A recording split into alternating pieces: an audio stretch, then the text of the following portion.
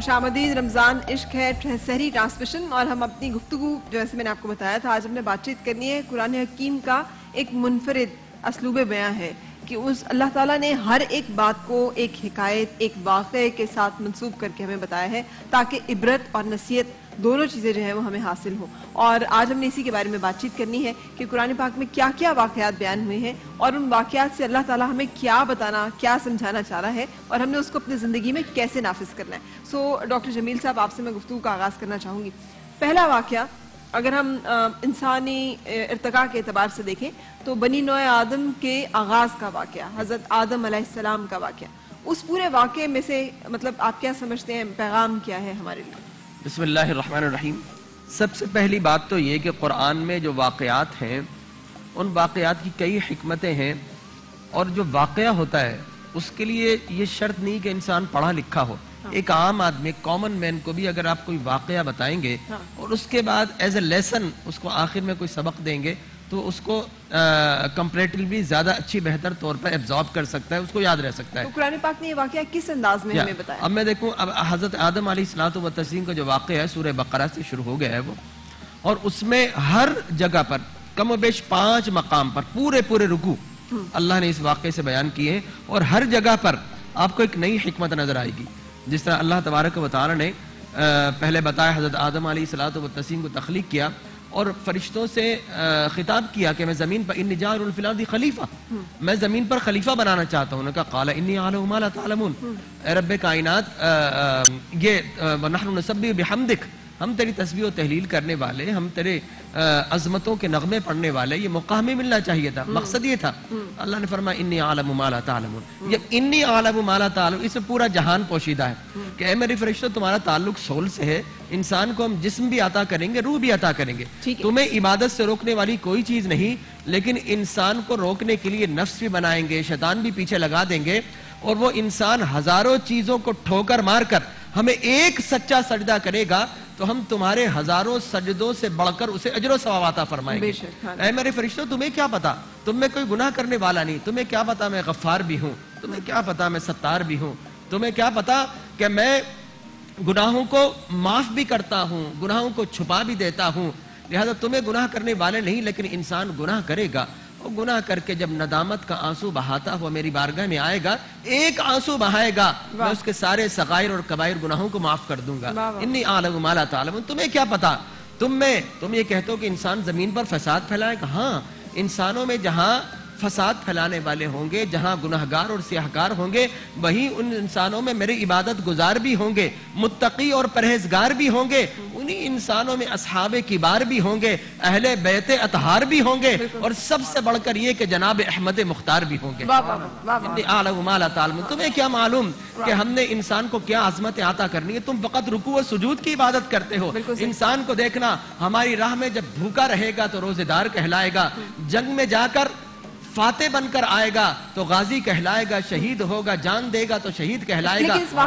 قرآن پڑھ کر آخری قرآن پڑھ کر قاری کہلائے گا, ہمیں دشمنوں میں فیصلہ کر کے قاضی کہلائے گا, سچے سجدے کر کے نمازی کہلائے گا, اور چہرے مصطفیٰ دیکھ کر صحابی کہلائے گا. واہ واہ واہ, بہت خوبصورت. لیکن شیطان نے بھی تو کہا نا اس میں کہ سب کو گمراہ کروں گا سوائے ان کے جو تیرے مخلص بندے ہیں. سو ہمیں سمجھ میں یہاں پہ مخلص کو سمجھنا ضروری ہے کہ جس کو اس نے کہا کہ ہر ایک کو گمراہ کروں گا, ہر ایک کی راہ میں بیٹھوں گا,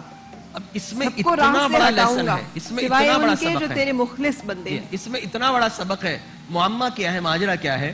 کہ اللہ نے فرمایا بندہ مانگ رہا ہے اہدنا الصراط المستقیم, اللہ سیدھے راستے پر چلا دے. اب سیدھے راستے پر کون ہے؟ قال فبما اغويتني لاقعدن لهم صراطك المستقيم. صحیح, کہہ رہا میں تجھے تیری عزت کی قسم ہے سیدھے راستے پر گھات لگا کر بیٹھ جاؤں گا, جو بھی صراط مستقیم پر آئے گا میں اسے بہکا کر رہوں گا. اب انسان صراط مستقیم پر چلنا چاہتا ہے, وہاں پر شیطان گھات لگا کر کمندے ڈال کر اسلحے کے ساتھ بیٹھا ہوا ہے کہ ادھر کوئی آئے ادھر اس کو بہکاؤں. تو اللہ تبارک و تعالی نے فرمایا کہ تم اگر بہکنے سے بچنا چاہتے ہو تو انعام یافتہ صراط الذین انعمت علیہم, انعام یافتہ بندوں کے راستے پر چل پڑو. انعام یافتہ بندے کون ہیں؟ فاولئک مع الذین انعم اللہ علیہم من النبیین والصدیقین والشہداء والصالحین وحسن اولئک رفیقا. تو اللہ نے یہ 4 گروہ بناتے ہیں، انبیاء ہیں، صدیقین ہیں، شہداء، صالحین ہیں، یہ شیطان کے حملوں سے محفوظ ہیں، کچھ معصوم ہیں، لہٰذا یہ محفوظ ہیں، اگر ہم ان کا دامن تھام لیں گے تو شیطان کے حملوں سے بچ جائیں گے۔ شیطان بھی اقرار کرتا قال فبعزتک لاغوینہم اجمعین الا عبادک منہم المخلصین، اللہ میں سب کو بہکا سکتا ہوں لیکن تیرے عباد مخلصین کو، عباد صالحین کو، تیرے نیک بندوں کو، برگزیدہ اور چنیدہ بندوں کو میں نہیں بہکا سکتا، لہذا قرآن میں بتایا گیا شیلٹر لے لو۔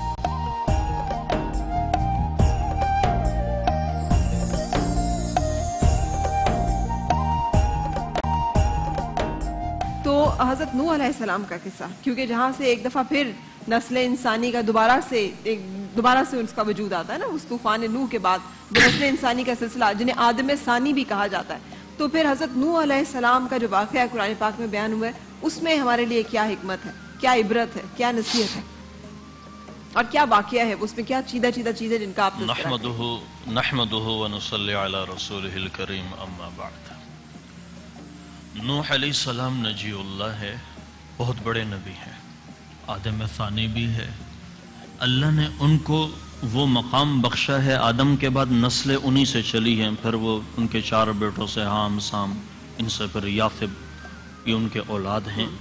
ان سے اللہ نے پھر دنیا کو دوبارہ قائم کیا۔ اس قصے میں وہ آتے تھے، لوگوں کو کہتے تھے اللہ کی مانو، تو وہ کہتا یہ بندہ کیا ہو گیا ہے، 950 سال وہ بندہ پیچھے پڑا رہا، اللہ کی مانو، اللہ کی مانو، اللہ کو پکارو۔ وہ کہنے لگے یہ تو ایسے ہی آدمی ہے، پتہ نہیں کیا ہو گیا۔ جب وہ سامنے آتے تھے تو پھر یہ آواز سے ان کو دعوت دیتے تھے، ان کو بلاتے تھے۔ جب یہ انہوں نے پھر اپنے چہروں پر وہ ڈالے تو پھر انہوں نے چیخ چیخ کر، قرآن کہہ رہا ہے کہ انہوں نے چیخ چیخ کر پکارا، چیخ چیخ کر پکارا، پھر بھی نہیں مانے۔ پھر انہوں نے اشاروں سے بلایا، اشاروں سے، پھر بھی نہیں۔ تو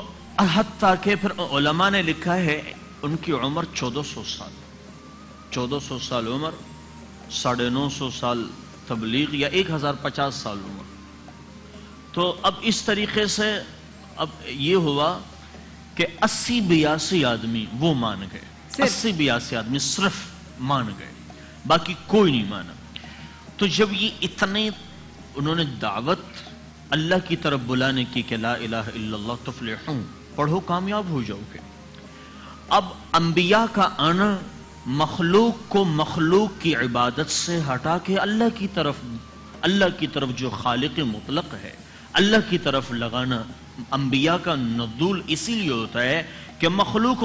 کی عبادت سے نکل جائے، مخلوق سورج کی عبادت سے نکل جائے، مخلوق ستاروں کی عبادت سے نکل جائے، مخلوق گائے بھینس کی عبادت سے نکلے، اصل رب کو پہچانے۔ اس لیے انبیاء پیغمبر اللہ کے طرف سے آتے ہیں، وہ اللہ کا پیغام سناتے ہیں۔ تو اس قصے میں یہ بھی آتا ہے، پھر انہوں نے کہا کہ اچھا تم نہیں مانتے یا اللہ، میں نے تو ان کو پکارا، اب یہ نہیں مانے، اب ان کو اپنا عذاب لیا، عذاب۔ تو انہوں نے اپنی عذاب کی خبر دو، عذاب کی خبر۔ تو انہوں نے کہا کشتی بناؤ۔ جب کشتی بنی تو انہوں نے اس کا بھی مذاق اڑایا، لوگ آتے تھے کوئی گند اور پتہ نہیں کیا سے کیا کہ یہ آدمی پتہ نہیں کیا ہو گیا، ان کو پتہ نہیں کیا ہو گیا، یہاں تو پینے کا پانی نہیں ہے، کشتی بنا رہے ہیں، یہاں تو پینے کا پانی نہیں، یہ کہہ رہے ہیں کشتیاں تیریں گی اس میں، اور یہ تو عجب۔ تو ان لوگوں نے مذاق اڑایا، تمسخر وہ کیا۔ لیکن جب عذاب کا وقت قریب ہوا اور انہوں نے دیکھا، جوڑا جوڑا باندھ کے انہوں نے اس میں رکھا اور سب وہ معاملہ آگے پہنچا، تو یہاں آ کر اس قصے سے یہ عبرت حاصل ہوئی کہ جس نے اللہ کی نہیں مانی اللہ نے ان کو پکڑا ہے، دیر سے پکڑا ہو یا پہلے پکڑا ہو، اللہ مہلت ضرور دیتا ہے۔ فرعون 400 سال عمر اللہ نے 400 سال اللہ نے عمر دی، اللہ نے برداشت کیا جب تک وہ عادل تھا، جب تک وہ اس پر تھا، عادل تھا۔ موسیٰ عرض کر رہے تھے یا اللہ آپ ان کو پکڑتے کیوں نہیں، کہ موسیٰ وہ بڑا عادل ہے، میں کیسے پکڑوں، عادل ہے۔ تو خیر، تو قوم نوح میں یہ چیز بڑی شدت کے ساتھ تھی، انبیاء کو جھٹلایا، دھتکارا۔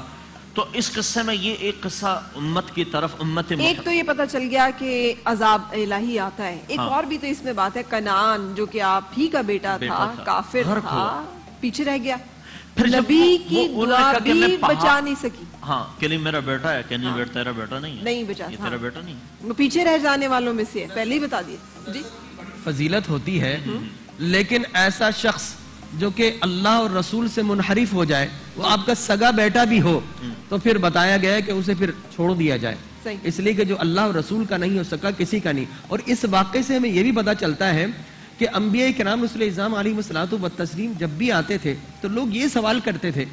کہ یرید ان یتفضل علیکم ولو شاء اللہ لانزل، تم ہماری طرح بشر ہو، وقالوا ما لهذا الرسول یاکل الطعام ویمشی فی الاسواق، ہماری طرح بازاروں میں چلتے ہو، ہماری طرح کھاتے ہو، وقال الملأ الذین کفروا من قوم ما نراک الا بشرا مثلنا، ہم جب دیکھتے ہیں ہمارا مثل بشر ہے لہٰذا آپ یہ کہتے ہو کہ سیلاب آئے گا، ہمارے جیسا مثل بشر ہو کے ہم سے فضیلت والا کیسے ہو سکتا ہے؟ اور پھر سیلاب کیا ہے؟ وفارت تنور، ایک تنور تھا اور اس سے پانی نکلنا شروع، پوری دنیا کو ڈبو دیا، بلند و بالا پہاڑ، پوری زمین پر پہاڑ سمیت پوری زمین ڈوب گئی اور فقط حد نگاہ تک آسمان تھا یا پانی ہی پانی تھا۔ بالکل سے بریک کے بعد آپ سے پھر ملاقات ہو رہی ہے، رمضان عشق ہے۔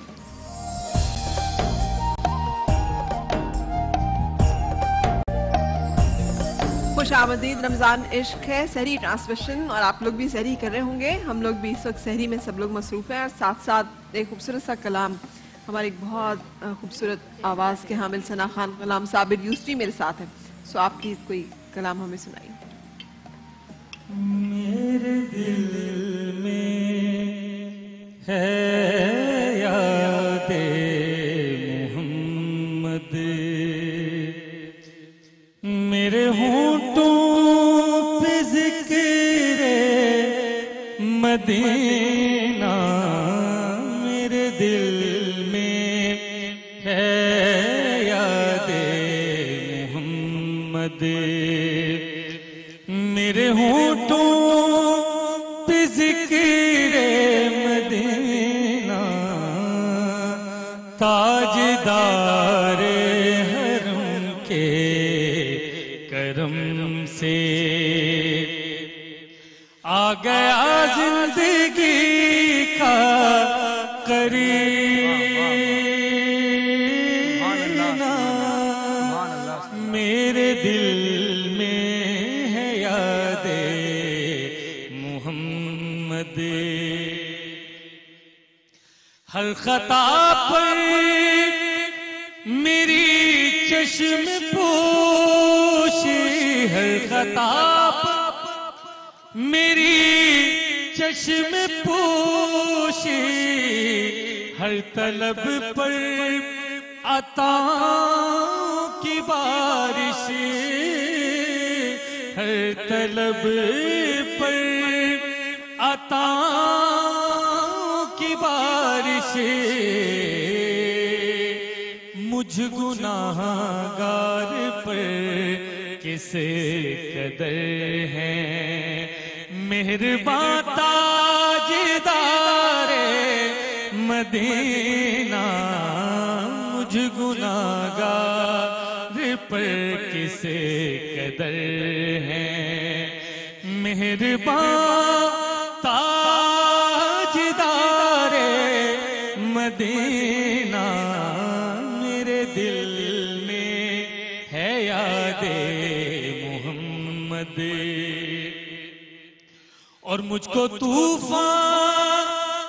کی موجوں کا کیا ڈر، مجھ کو طوفان کی موجوں کا کیا ڈر، وہ گزر جائے گا رخ بدل کر، وہ گزر جائے گا رخ بدل کر، نہ خدا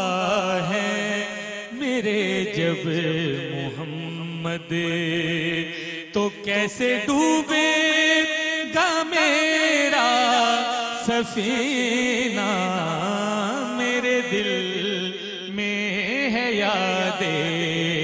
محمد، دولت عشق سے دل غنی ہے، میری قسمت ہے رشک سکندر، دولت عشق سے دل غنی ہے، قسمت ہے رشک سکندر، قابل فخر ہے موت میری، قابل فخر ہے موت میری، قابل رشک ہے میرا جینا، میرے دل میں ہے یاد محمد، میرے ہونٹوں پہ ذکر مدینہ، میرے دل میں ہے یاد محمد صلی اللہ علیہ وآلہ اللہ وسلم۔ خورشید بھائی کی یاد تازہ ہو گئی، کیا خیال میں ان سے سیکھا آپ نے؟ سبحان اللہ، واہ کیا واہ، بات ہے، سو غلام صابر یوسفی صاحب ماشاءاللہ، کیا بات، سبحان اللہ۔ اچھا اب ہم ہیں تو مہوے اس وقت تو عام، لیکن اگر گفتگو یہیں سے سلسلہ جوڑ لیا جائے ڈاکٹر صاحب، تو مائک میں آپ کو پکڑاتی ہوں، آپ مائک جی، حضرت ہود علیہ السلام کا تھوڑا سا ذکر ہم کر رہے تھے۔ جی بسم اللہ الرحمن الرحیم، بہت شکریہ۔ دیکھیں انبیاء علیہ السلام کے واقعات جو قرآن کریم میں آئے ہیں، اس کے بارے میں ایک دو نقطہ صرف میں عرض کروں، اس کے بعد ہود علیہ السلام پہ بات کر لیتے ہیں کہ یہ جو واقعات آئے ہیں یہ نہ تو قصے کہانیوں کے طور پر آئے ہیں، نہ یہ دیو مالائی داستانیں ہیں، بالکل، کیونکہ مشرکین کی طرف سے ایک اعتراض یہ تھا قرآن کریم پر،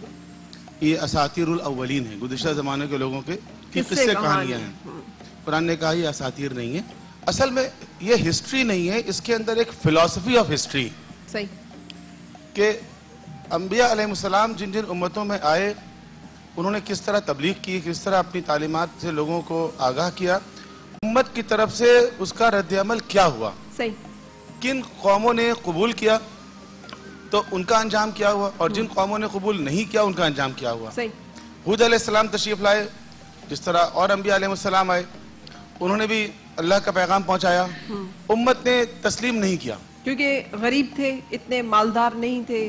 یہ تو ایک کامن فیچر ہے